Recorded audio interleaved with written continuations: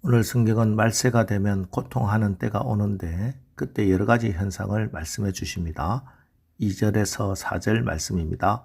사람들이 자기를 사랑하며 돈을 사랑하며 자랑하며 교만하며 비방하며 부모를 거역하며 감사하지 아니하며 거룩하지 아니하며 무정하며 원통함을 풀지 아니하며 모함하며 절제하지 못하며 사나우며 선한 것을 좋아하지 아니하며 배신하며 조급하며 자만하며 쾌락을 사랑하기를 하나님 사랑하는 것보다 더하며.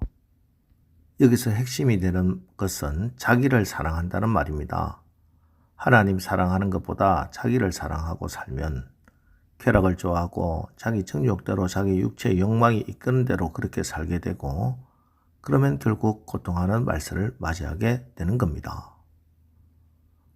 바울은 그런 자들을, 그런 시대를 이렇게 정의하고 있습니다. 5절, 경건의 모양은 있으나 경건의 능력을 부인하니 이 같은 자에게서 내가 돌아서라.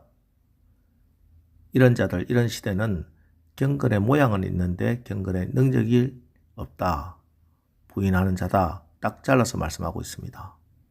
죄를 이기고 세상을 이기고 살아갈 아무런 능력이 없으니 날마다 도둑질 당하고 죽임 당하고 멸망하고 마는 그런 인생, 그런 시대가 되고 마는 겁니다. 능력이 없기 때문에. 그래서 이때 우리가 해야 할 일은 14절 말씀처럼 우리가 배우고 확신한 일에 거하는 것입니다. 하나님 말씀에 거하는 것입니다. 왜냐하면 15절로 17절, 성경은 능히 너로 하여금 그리스도 예수 안에 있는 믿음으로 말미암아 구원에 이르는 지혜가 있게 하느니라. 모든 성경은 하나님의 감동으로 된 것으로 교훈과 책망과 바르게 함과 의롭 교육하기에 유익하니 이는 하나님의 사람으로 온전하게 하며 모든 선한 일을 행할 능력을 갖추게 하려 함이라. 예, 성경 말씀에 구원에 이르는 지혜와 능력이 있기 때문입니다. 여러분, 하나님의 말씀 외에 무엇이 사람으로 하여금 죄를 깨닫게 하고 회개시키고 용서하는 구원을 받게 합니까?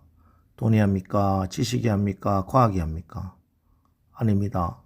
오직 살아계신 하나님의 말씀만이 구원의 능력이 됩니다. 러시아의 문호 도스토옙스키는 28살 때 베트라세프스키 사건에 연루되어서 사형 선고를 받게 됩니다.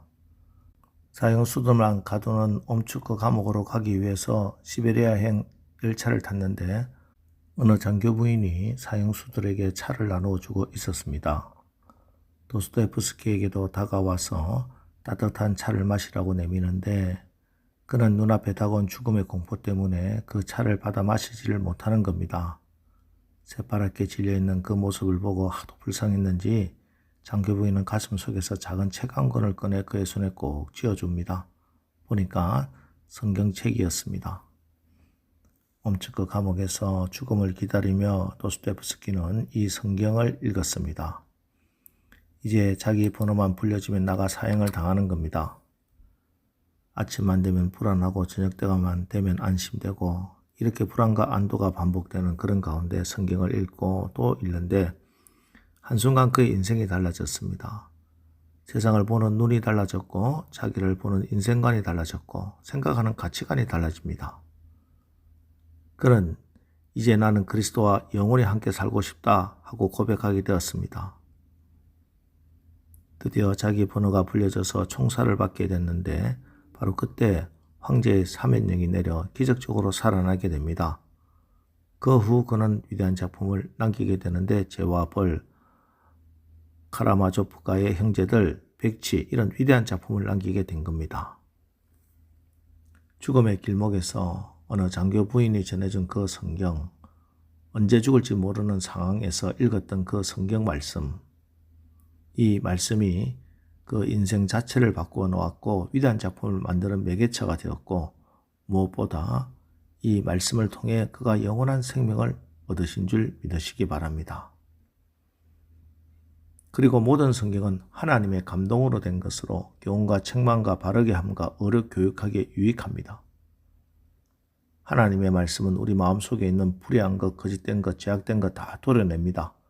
말씀을 읽다가 혹은 설교를 듣다 보면 마음에 찔림이 있고 아픔이 있을 때가 있죠. 이때 말씀의 수술을 받아야 합니다. 일반 책을 읽을 때는 내가 책을 읽지만 성경 말씀을 읽을 때는 말씀이 내 마음을 읽습니다. 내 마음을 읽음으로써 바로잡아주는 것이 하나님의 말씀입니다. 사악하고 어두운 생각, 더러운 육신의 욕망, 간사한 유혹은 암세포와 같기 때문에 일단 우리 안에 침투하면 속히 번져나갑니다. 그리고 그러한 생각과 욕망이 진실인 것처럼 믿게 하고 행동하게 합니다. 거기에 빠져들면 빠져나오기가 매우 어렵습니다. 내 힘으로 빠져나올 수 없습니다. 이때 우리는 하나님의 말씀을 붙잡아야 합니다. 그 말씀이 그러한 암세포와 같은 어두운 생각을 검색하고 도려내고 진실된 것과 거짓을 구분하고 그리고 거짓을 잘라냅니다. 휴대폰을 사면 사용 설명서가 있죠.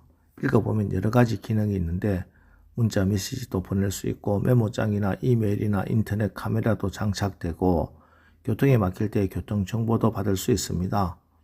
요즘 신용카드 가지고 다닐 필요가, 은행 갈 필요가 없죠. 휴대폰에 내장된 통장과 카드로 모든 금융거래가 가능합니다. 그런데 이 좋은 휴대폰 가지고도 단지 전화 걸고 마는데 쓰는 분도 있습니다. 어떤 분은 음성 메시지가 왔는데 확인할 줄 몰라서 못 들었다고 합니다. 문자 메시지는 볼 줄 알았는데 라면서요. 최신 기계를 사다 놓았는데 사용할 줄 모르면 어떻게 해야 하겠습니까?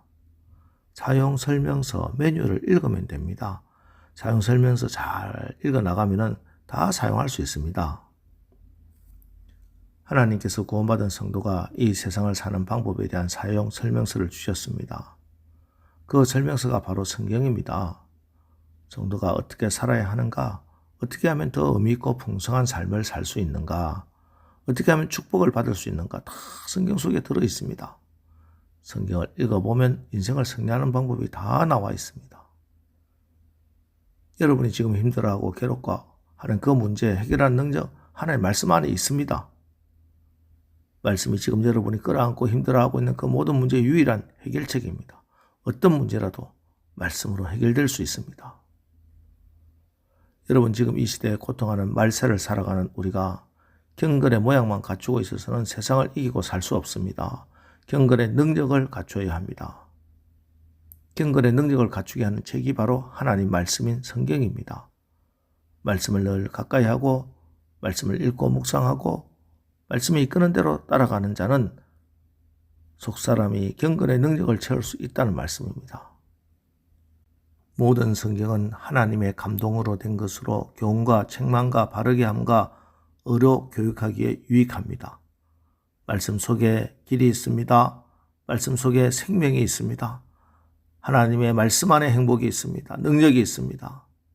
하나님의 말씀에 순종하느냐 마느냐가 생명의 길과 죽음의 길을 갈라놓습니다. 이제 오늘 하루도 하나님 말씀에 순종하여 경건의 능력으로 승리하시기를 주님의 이름으로 축원합니다. 기도하겠습니다. 하나님, 하나님의 말씀이 생명의 말씀이 경건의 능력이 됨을 믿습니다. 우리의 가정과 교회가 하나님의 말씀 성경의 기초를 세우게 하옵소서. 말씀의 능력을 체험하며 기적을 일으키는 능력의 삶을 살아가게 하옵소서. 죽어가는 나의 영혼과 우리 가정과 공동체를 주님 말씀으로 살려주시옵소서. 주의 말씀이 능력이 되어 나의 병든 몸과 마음이 치유되게 하옵소서. 바로 오늘부터 주님의 생명의 말씀이 역사하시어 죽은 것 같은 우리 가정에 살아나고 꿈도 비전도 능력도 없는 우리 자녀들 비전의 자녀로 거듭나며 회생 불가능할 것 같은 우리 가정 경제와 우리 기업에 살아계신 하나님의 말씀이 역사하여 살아나고 부흥하는 역사, 기적의 역사가 일어나게 하옵소서. 예수님의 이름으로 기도합니다. 아멘. 자, 이제 오늘 말씀을 붙들고 주여 오늘 하루도 우리가 하나님의 말씀을 읽고 묵상하고 순종하여 경건의 능력으로 승리하는 하루를 살게 하옵소서. 우리 합심해서 기도하고 나가겠습니다. 우리 기도하겠습니다.